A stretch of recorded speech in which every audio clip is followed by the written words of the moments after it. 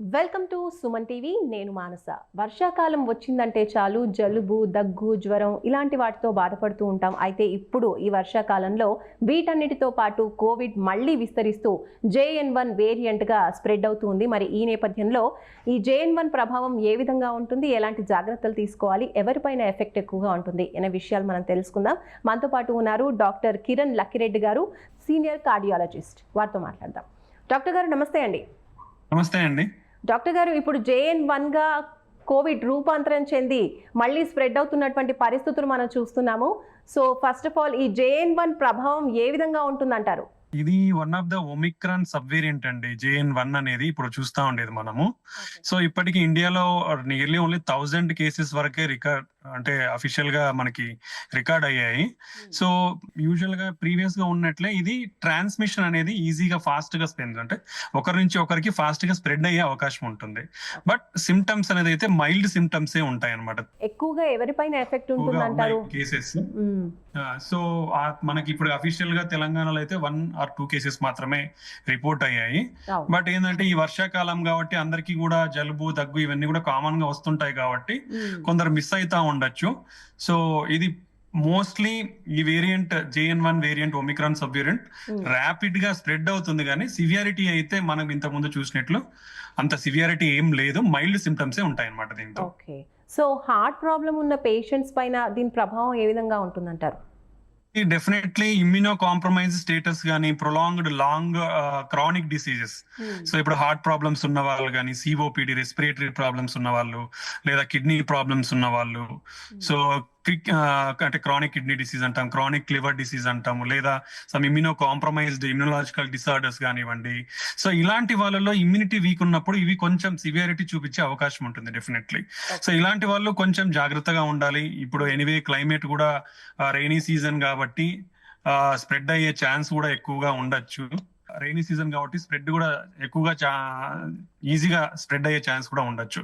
కాబట్టి like previous, ఇప్పుడైతే ఇంతకుముందు అయితే ఇవి అఫెక్ట్ కాకుండా ఉండడానికి మనం ఏవైతే మెజర్స్ తీసుకున్నామో, మెయిన్ థింగ్ మాస్క్ ధరించడము, సెకండ్ థింగ్ మన హ్యాండ్స్ వాష్ అనేది చేసుకోవడము, సోషల్ డిస్టెన్స్ లేదా క్రౌడ్ ప్లేసెస్ అని అవాయిడ్ చేయడం కానీ, ఇలాంటివి మనం అవాయిడ్ చేయగలిగితే మనకి అది వేరియంట్ ని కూడా మనకి రాకుండా కాపాడుకోగలము. పర్టికులర్లీ ఇవంతా కూడా మనం ఆల్రెడీ ఇప్పుడు అనుకున్నట్లు ఈ క్రానిక్ డిసీజెస్ ఉన్న వాళ్ళు ఎవరైతే ఉన్నారో వాళ్ళల్లో మనము ఈ కేర్ తీసుకుంటే వాళ్ళకి స్ప్రెడ్ కాకుండా మనం కాపాడుకున్న వాళ్ళం అవుతాం అనమాట. ఓకే, ఏపీలో 4 కేసెస్ నమోదయ్యాయి, అలాగే తెలంగాణలో కూడా ఒక కేసు కుకట్పల్లిలో నమోదైంది.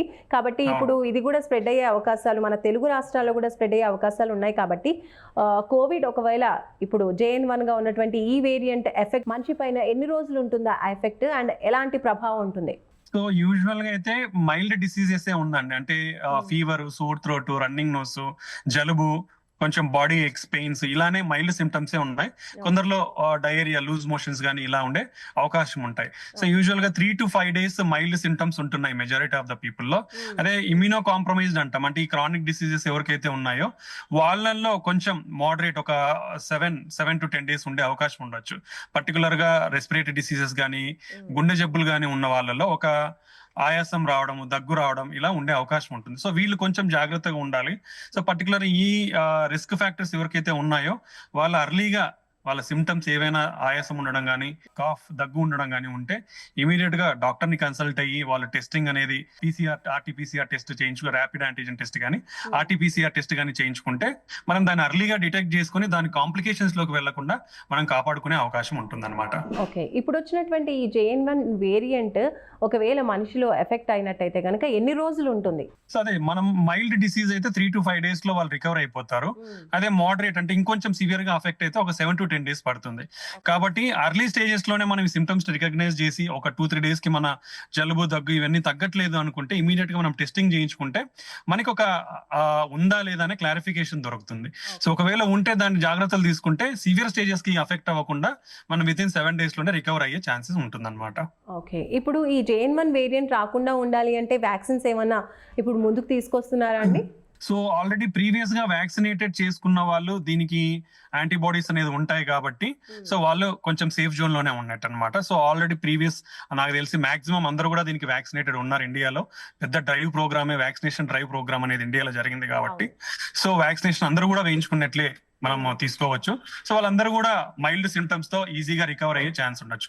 ఒకవేళ ఎవరైతే కాలేదో వాళ్ళు సిమ్టమ్స్ డెవలప్ కాకుండా ఉంటే వాళ్ళు ఇప్పుడు అవైలబిలిటీ ఆఫ్ వ్యాక్సిన్స్ ఉంటే ఆ వ్యాక్సిన్స్ తీసుకుంటే వాళ్ళు సివియర్ స్టేజెస్కి వెళ్లకుండా వాళ్ళని కాపాడుకున్న వాళ్ళు అవుతారు. సో దీని న్యూ వేరియంట్ కాబట్టి ఈ న్యూ వేరియంట్ రిలేటెడ్ వ్యాక్సిన్స్ రానికి కొంచెం టైం పడుతుంది అనమాట. ఓకే, ఎక్కువగా హార్ట్ అలాగే లంగ్ కి సంబంధించినటువంటి ప్రాబ్లమ్స్ ఉన్న వాళ్ళకి ఇది ఎక్కువగా ఎఫెక్ట్ చూపిస్తుంది అంటున్నారు కాబట్టి వాళ్ళు ఎలాంటి జాగ్రత్తలు తీసుకోవాలి, అలాగే ఇమ్యూనిటీ పెంచుకోవడానికి వాళ్ళు ఎలాంటి ఫుడ్ ని అండ్ అలాగే ఇమ్యూనిటీని ఎలా పెంచుకోవాలంటారు? సో జాగ్రత్తలు అనేది మెయిన్ థింగ్స్. ఫేస్ మాస్క్ అనేది కంపల్సరీగా ధరించండి, ఎందుకంటే rainy season chances of spread అనేది కూడా ఎక్కువగా ఉండే అవకాశం ఉంటుంది కాబట్టి ఈ క్లైమేట్ లో. సెకండ్ థింగ్ హ్యాండ్ వాష్, ఎక్కడికైనా బయటికి వెళ్ళొచ్చినా ఇంకోటి చేసినా హ్యాండ్ వాష్ కంపల్సరీ చేసుకోండి. Third thing crowded places avoid చేయండి, లేదా క్రౌడెడ్ ప్లేసెస్ లో ఉన్నప్పుడు డిస్టెన్స్ అనేది కంపల్సరీగా మెయింటైన్ చేయండి.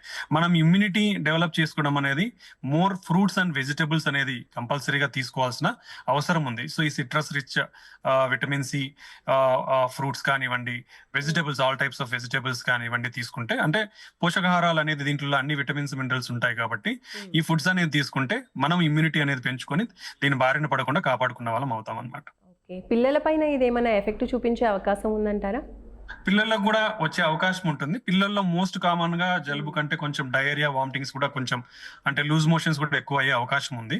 సో పిల్లల్లో కూడా సిమ్టమ్స్ కూడా మైల్డ్ గానే ఉంటా ఉన్నాయి, లైక్ సింపుల్ కోల్డ్ ఇల్నెస్ కానివ్వండి, లేదంటే మైల్డ్ లూజ్ మోషన్స్ మేనిఫెస్టేషన్ అవుతున్నాయి. బట్ దాన్ని కూడా నెగ్లెక్ట్ అనేది ఎప్పటికీ చేయకూడదు. విత్ ఇన్ 1 to 2 days లో ఆ సిమ్టమాటిక్ ట్రీట్మెంట్ తీసుకొని తగ్గిపోతే దానికి సరిపోతుంది, లేదా దాన్ని డిలే చేస్తే మాత్రం మళ్ళీ అది ప్రొలాంగ్డ్ అయిపోయి ఇబ్బంది పాలవ్వాల్సిన అవసరం ఉంది. కాబట్టి ఏదైనా సిమ్టమ్స్ ఉన్నప్పుడు with in 1 to 2 days symptomatic treatment తీసుకుంటే మాక్సిమం తగ్గే అవకాశం ఉంటుంది అనమాట. థ్యాంక్ యూ కిరణ్ గారు, thank you so much Thank you. అండి. సో చూస్తున్నారు కదండి, ఇది సీనియర్ కార్డియాలజిస్ట్ తెలియజేస్తున్నటువంటి విషయాలు. హెల్త్ ప్రాబ్లం ఎక్కువగా హార్ట్కి సంబంధించి, లంగ్కి సంబంధించినటువంటి ఇతరత్ర ప్రాబ్లమ్స్ ఉన్నవాళ్ళు తప్పకుండా జాగ్రత్తగా ఉండాలి. ఇప్పుడు కోవిడ్ ఎక్కువగా స్ప్రెడ్ అయ్యే అవకాశం, ఎందుకంటే వర్షాకాలం కాబట్టి స్ప్రెడ్ అయ్యే ఛాన్సెస్ ఎక్కువగా ఉంటుంది. అండ్ కోల్డ్, కాఫ్ ఇలాంటివి కూడా ఎక్కువ వచ్చే అవకాశం ఉంటుంది. కాబట్టి 2-3 డేస్లో కామన్గా కోల్డ్ కానీ కాఫ్ కానీ తగ్గిపోయి మెడికేషన్ తీసుకున్నప్పుడు తగ్గింది అంటే ఓకే, తగ్గకుండా ఉందంటే మాత్రం ఖచ్చితంగా కోవిడ్ టెస్ట్ చేసుకోవాల్సిన అవసరం ఉంటుందని డాక్టర్ గారు తెలియజేస్తున్నారు. చూస్తూనే ఉండండి సుమన్ టీవీ. నమస్తే.